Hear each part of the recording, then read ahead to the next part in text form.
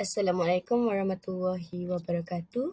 Di dalam video ini, saya akan menerangkan tentang sejarah perluasan pengaruh British di Tanah Melayu dan tindak balas masyarakat tempatan terhadap penjajahan British.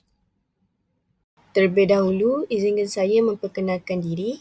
Nama saya Farah Natasha Alia binti Nasuha daripada Unit Sejarah 1.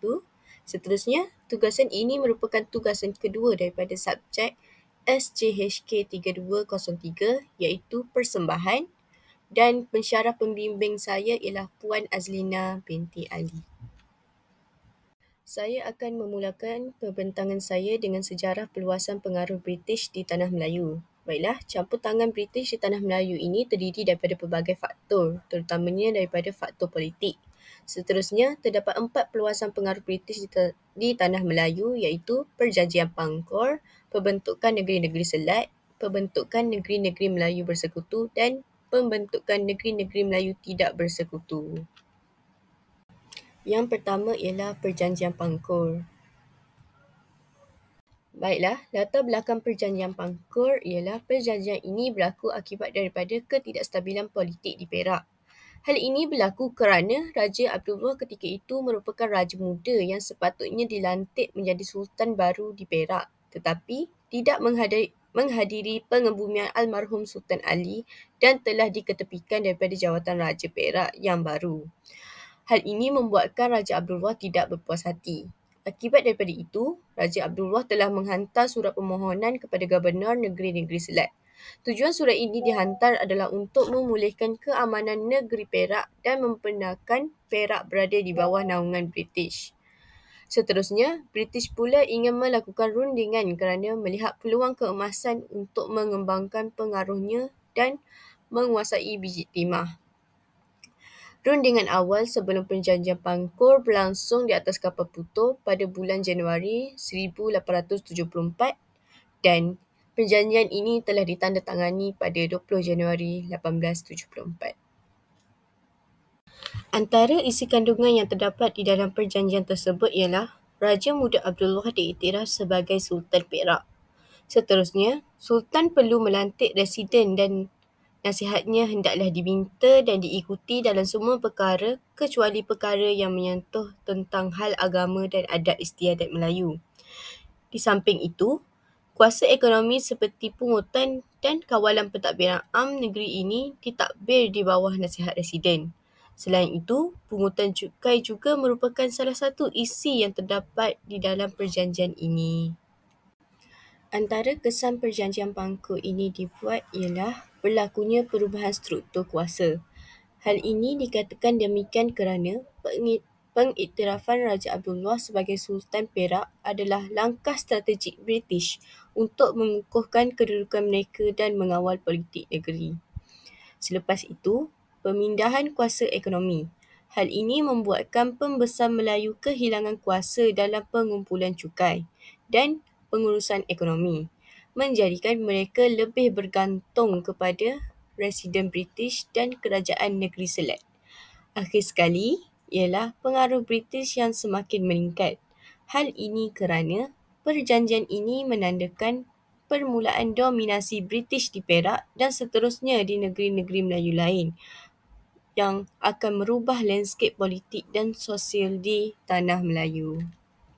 Seterusnya, kita akan beralih kepada pembentukan negeri-negeri Selat. Okey, baiklah. Negeri-negeri Selat ini terdiri daripada 3 buah negeri iaitu Negeri Melaka, Negeri Pulau Pinang dan akhir sekali ialah Singapura.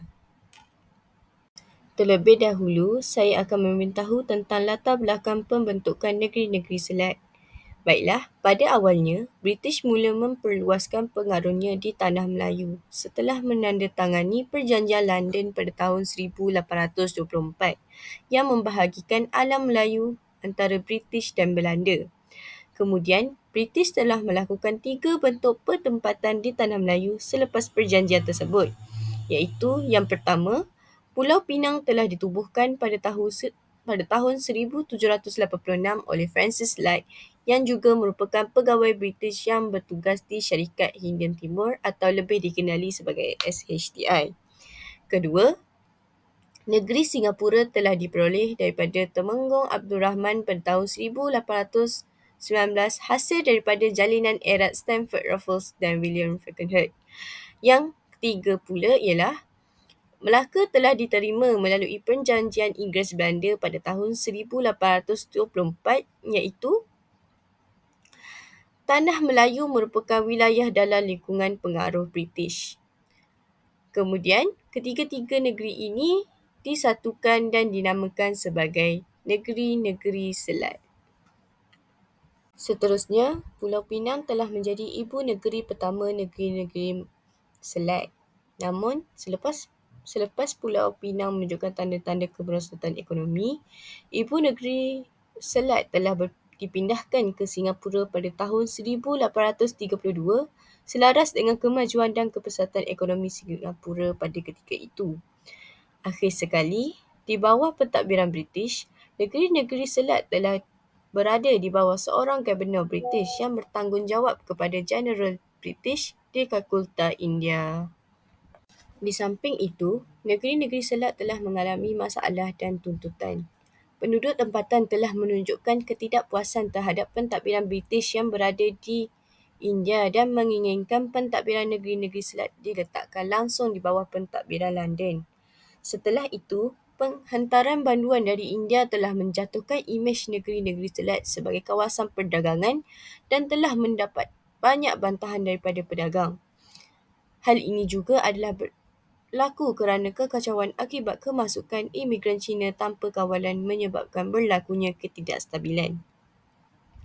Akhir sekali, pada tahun 1867, selepas desakan perdagangan untuk memisahkan negeri-negeri Selat dari pentadbiran India, kawasan tersebut diangkat menjadi tanah jajahan British dan ditadbir oleh Majlis Perundangan. Seterusnya, kita akan beralih kepada pembentukan negeri-negeri Melayu Bersekutu.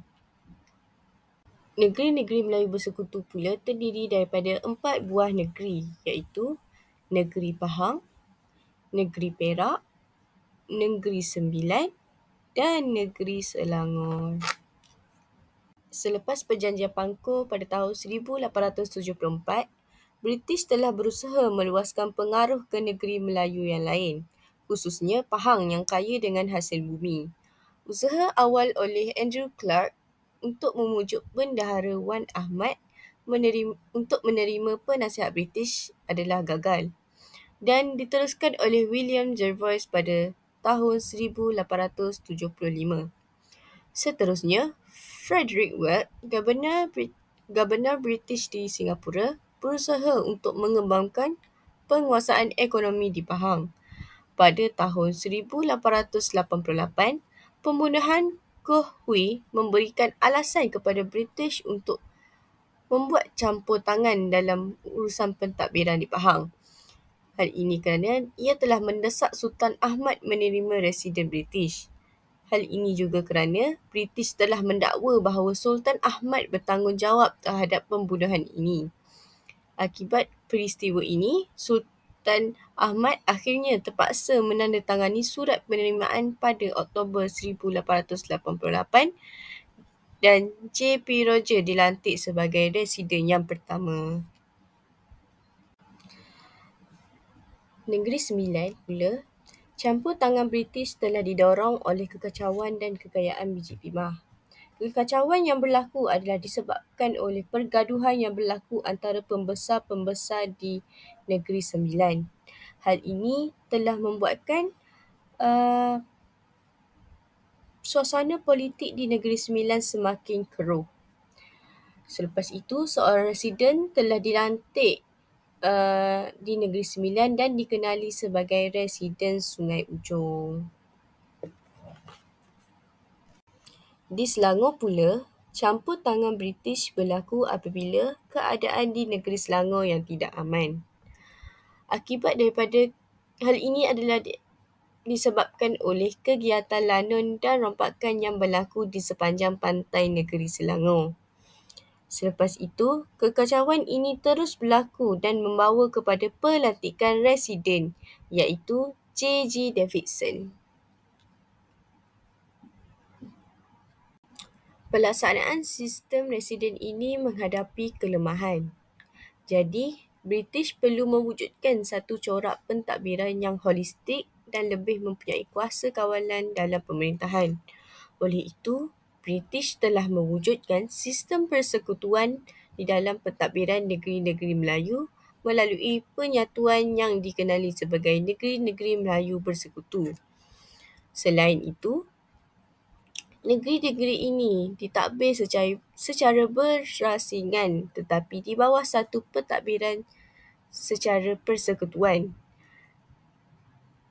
Namun begitu, sistem ini telah berkongsi beberapa aspek iaitu dalam aspek perundangan, aspek kewangan, aspek keselamatan, aspek pertahanan dan aspek ditadbir secara seragam.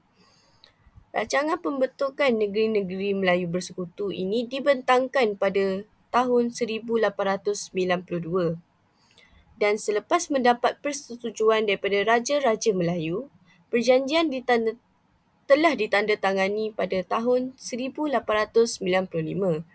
Franz Swettenham dilantik sebagai Residen Jeneral pertama pada 1 Januari 1896.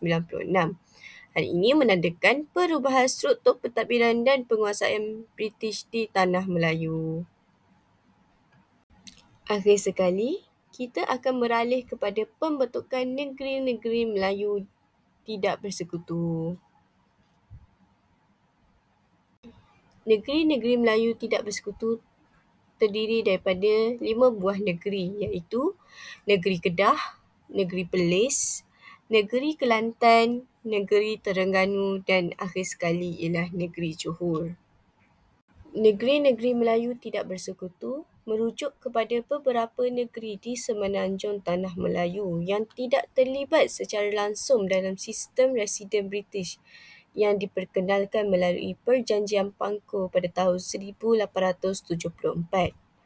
Negeri-negeri ini mengekalkan tahap autonomi yang lebih tinggi berbanding negeri-negeri Melayu bersekutu. Walau bagaimanapun, mereka masih di bawah pengaruh British dalam aspek tertentu, terutamanya selepas campur tangan British yang lebih meluas pada awal abad ke-20. Kemudian saya akan beralih kepada ciri-ciri negeri-negeri Melayu tidak bersekutu. Baiklah, yang pertama ialah autonomi politik. Pada awalnya, negeri-negeri ini tidak menerima sistem residen British seperti di Perak dan Selangor, tetapi mereka tetap berada di bawah tekanan British melalui hubungan diplomatik, perdagangan dan perjanjian. Seterusnya ialah peranan penasihat British. Berbanding dengan negeri-negeri Melayu bersekutu yang lain, di mana residen British memainkan peranan yang signifikan di dalam pentadbiran. Di negeri-negeri Melayu tidak bersekutu pula, penasihat British dilantik untuk memberikan nasihat kepada pemerintah tempatan. Sebagai contoh, penasihat kewangan diperkenalkan di Kedah dan Perlis. Yang ketiga ialah Perjanjian Bangkok 1909. Perjanjian ini menandakan permulaan pengaruh rasmi British di beberapa buah negeri, terutamanya Kelantan, Terengganu, Kedah dan Perlis. Negeri-negeri ini dipindahkan dari pengaruh Siam kepada kawalan British melalui perjanjian ini. Dan yang akhir sekali ialah Johor. Negeri Johor mengekalkan kedaulatan lebih lama kerana dasar diplomatiknya yang bijak. Tetapi akhirnya, Johor telah menerima penasihat British pada tahun 1914. Seterusnya, saya akan beralih ke topik yang berikut iaitu tindak balas masyarakat tempatan terhadap penjajahan British. Di dalam topik ini, saya telah menerangkan serba sedikit tentang perjuangan Dul Said di Melaka, Haji Abdul Rahman Limbong di Terengganu dan perjuangan Datuk Bahman di Negeri Pahang. Pertama sekali, saya akan menerangkan tentang perjuangan Dul Said. Terlebih dahulu, marilah kita sama-sama mengenali serba sedikit tentang latar belakang Dul Said. Baiklah, nama beliau ialah Abdul Said. Beliau merupakan tokoh di negeri Melaka. Beliau juga merupakan keturunan daripada suku Semelenggang. Beliau telah dilahirkan pada tahun 1773 dan telah meninggal pada tahun 1849. Beliau telah dilantik sebagai penghulu Naning yang ke-9 pada usianya yang ke-26 tahun. Antara faktor penentangan Dul Said ialah mempertahankan kemerdekaan Naning terhadap penjajahan British.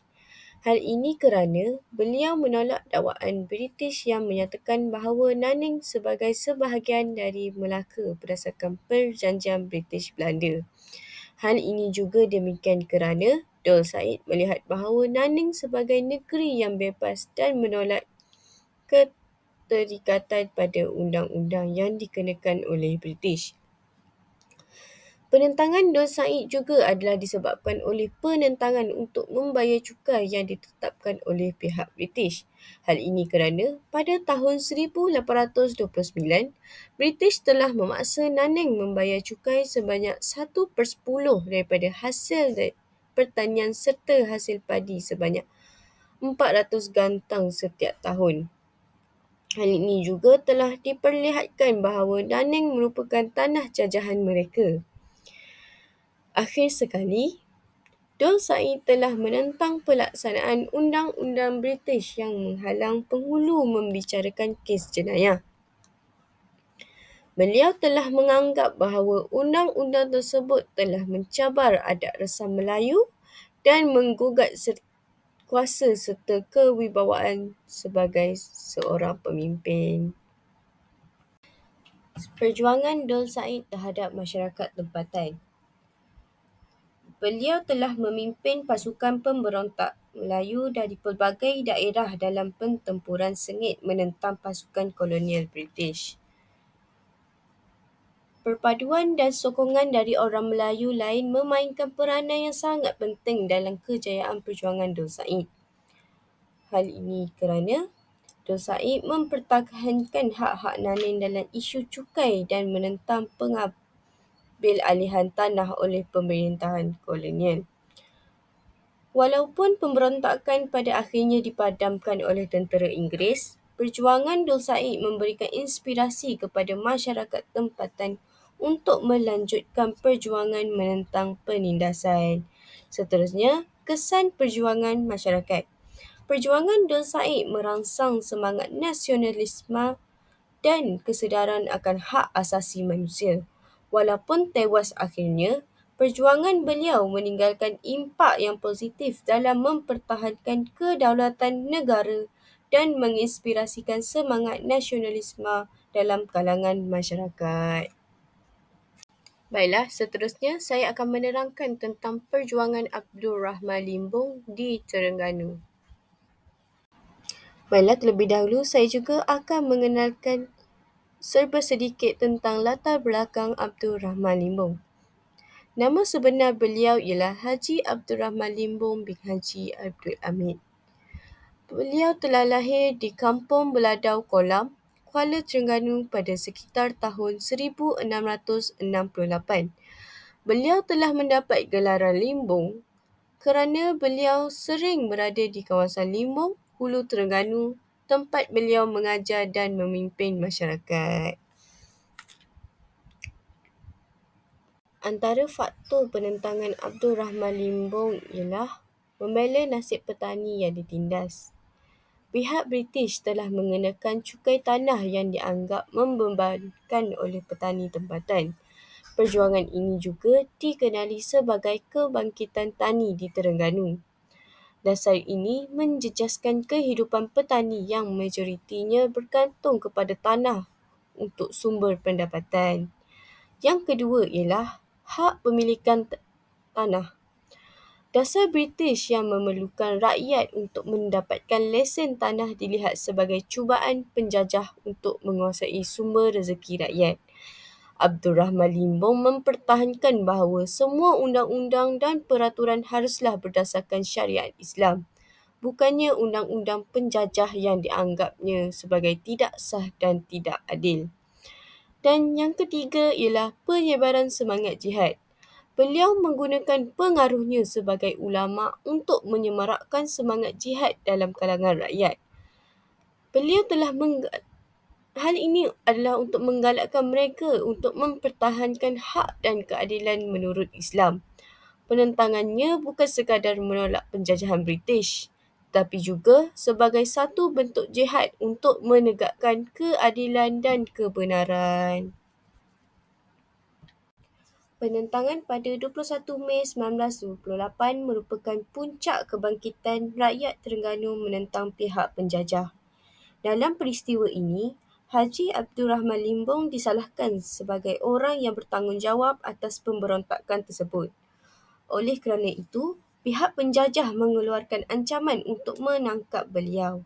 Untuk meredakan keadaan, Haji Abdul Rahman Limbong telah menyerahkan diri di Istana Maziah. Beliau telah menafikan tuduhan yang mengatakan bahawa beliau yang menjadi penyebab penentangan rakyat terhadap pihak penjajah. Akibat tuduhan tersebut, Haji Abdul Rahman Limbong dihadapkan ke perbicaraan di Padang dan disaksikan oleh pegawai Inggeris serta orang ramai. Kursi yang beliau duduki itu menghadap ke arah kiblat. Maka, beliau terus-menerus bersolat sepanjang majlis perbicaraan tersebut berlangsung. Akhirnya, keputusan diambil oleh pihak Inggeris di mana Haji Abdul Rahman Limbong dibuang negeri ke Mekah. Meskipun beliau telah dibuang ke Mekah, pengajaran dan perjuangan yang beliau bawa masih tetap utuh di dalam ingatan. Di samping itu, saya akan menerangkan tentang perjuangan Datuk Bahaman di negeri Pahang. Datuk Bahaman merupakan seorang pahlawan Melayu di Pahang yang menentang pihak British. Baiklah, latar belakang Datuk Bahaman. Nama sebenar beliau ialah Abdul Rahman bin Tengku Iman Noh. Beliau telah dilahirkan pada tahun 1834 dan telah meninggal dunia pada tahun 1977 pada usianya ketika itu ialah berusia 139 tahun. Beliau juga lebih dikenali sebagai Tok Guru Peramu. Beliau juga pernah memimpin pasukan Pahang dalam membantu Tengku Kudin dalam Perang Saudara di Klang, Selangor. Beliau juga telah dilantik sebagai orang kaya Temerloh oleh Sultan Ahmad selepas kematian orang kaya Indra Segara. Beliau juga merupakan pejuang yang menentang penjajahan British di Semantan, kawasan yang merupakan kawasannya di negeri Pahang. Saya akan menerangkan 4 faktor penentangan Datuk Bahaman di Pahang. Antara faktor tersebut ialah pihak British menggunakan tipu helah kepada Sultan Pahang. Yang kedua, Datuk Bahaman telah kehilangan kuasa sebagai pembesar dan pemungut cukai. Yang ketiga pula, tindakan British yang membina balai polis di Lubuk Terua. Dan akhir sekali ialah pihak British bersikap kurang baik terhadap penduduk tempatan di Pahang. Baiklah, huraian yang lebih lanjut mengenai faktor yang pertama iaitu pihak British menggunakan tipu helah kepada Sultan Pahang. Hal ini telah dikatakan demikian kerana pihak British mengatakan bahawa Sultan harus bertanggungjawab ke atas kematian seorang rakyat British di negeri itu. Hal ini juga telah menyebabkan negeri Pahang terpaksa menerima seorang residen daripada pihak British. Hal ini sekaligus membuatkan berlakunya campur tangan British terhadap pentadbiran kerajaan, termasuklah kawasan Semantan yang dikawal oleh Datuk Bahaman. Hal ini telah menjadi salah satu faktor penentangan kerana dasar-dasar yang diperkenalkan oleh pihak British telah merugikan penduduk tempatan pada semua aspek iaitu politik, ekonomi dan sosial. Faktor kedua iaitu kehilangan kuasa sebagai pembesar dan pemungut cukai. Hal ini dikatakan demikian kerana kawasan yang dikuasai oleh Datuk Bahaman telah diambil alih oleh pihak British. Hal ini kerana pihak British telah mengambil hak mengutik cukai daripada penduduk tempatan. Hal ini juga disebabkan J.P. Roger yang merupakan residen British di Pahang telah melantik seorang pegawai magistrat dan pengutip hasil iaitu E.A. Wise untuk mengutip hasil di daerah Temerloh. Seterusnya, tindakan British yang membina balai polis di Lubuk Terua. Hal ini telah menjadi salah satu faktor penentangan kerana balai polis yang dibina di Lubuk Terua dibina tanpa adanya perbincangan dan perundingan bersama Datuk Bahaman. Hal ini juga telah menimbulkan ketidakpuasan hati kerana balai polis yang ingin dibina merupakan kawasan beliau iaitu di Semantan. Tindakan ini juga dianggap sebagai menceroboh kawasan dan mengancam kedudukan beliau sebagai pembesar yang dikenali sebagai orang kaya Semantan di kawasan tersebut. Akhir sekali, pihak British bersikap kurang baik terhadap penduduk tempatan.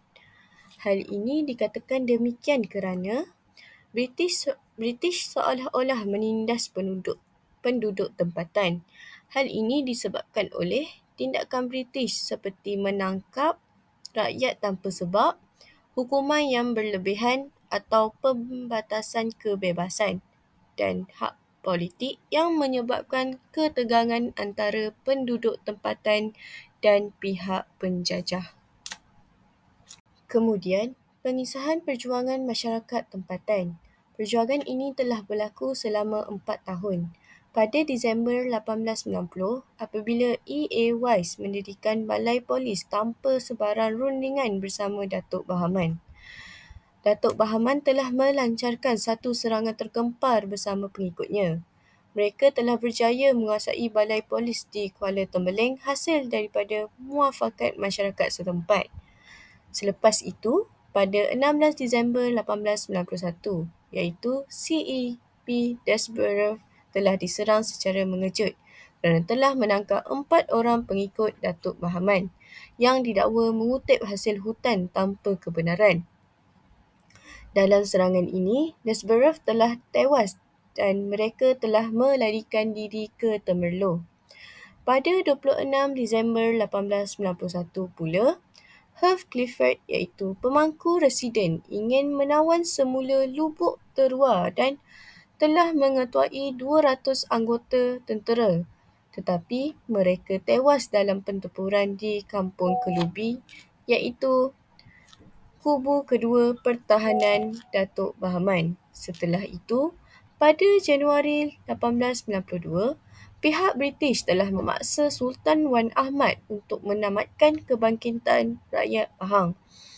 Sultan Wan Ahmad telah menubuhkan pasukan tentera yang dinamakan Gerakan Sultan dan mengetuai pasukan ini. Pasukan ini telah berjaya mengalahkan Datuk Bahaman dan dibuktikan melalui 11 buah kubu yang telah ditawan di Bentong. Pada Mac 1892, Datuk Bahaman telah menawan semula Lubuk Terua dengan pertolongan Tok Gajah dan anaknya Mak Kilau. Pada 18 Mei 1892, British sekali lagi menyerang Lubuk Terua. Hal ini telah membuatkan pejuang Pahang berundur ke Kelantan dan Terengganu. Akhir sekali, pada 14 Jun 1894, Datuk Bahaman dan 100 orang pengikutnya telah menawan Kuala Tembeling dan Jeram Ampai.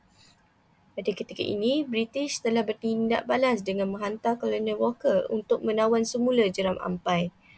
Kemudian Datuk Bahaman, Tok Gajah dan Mak Kilau berundur ke Kelantan. Kesan penentangan. Yang pertama ialah kedudukan British di Pahang tergugat dengan semangat patriotisme pahlawan Pahang.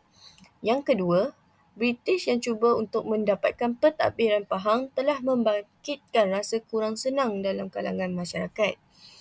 Seterusnya, masyarakat tempatan yang berani dalam mempertahankan hak asasi tampil untuk menghalau British dari tanah air dengan pengorbanan yang besar. Buktinya adalah, walaupun perjuangan Datuk Bahman dan pengikutnya gagal, mereka telah memperlihatkan keberanian menentang British. Semangat patriotisme yang ada pada jiwa mereka telah berjaya mengugat kedudukan British di Pahang. Dan akhir sekali ialah British telah menanggung hutang yang banyak dan Sultan Ahmad juga dipaksa membayar $7,200 setahun bagi menyelesaikan hutang tersebut. Jadi, itu saja pembentangan saya bagi tugasan ini. Sekian, terima kasih.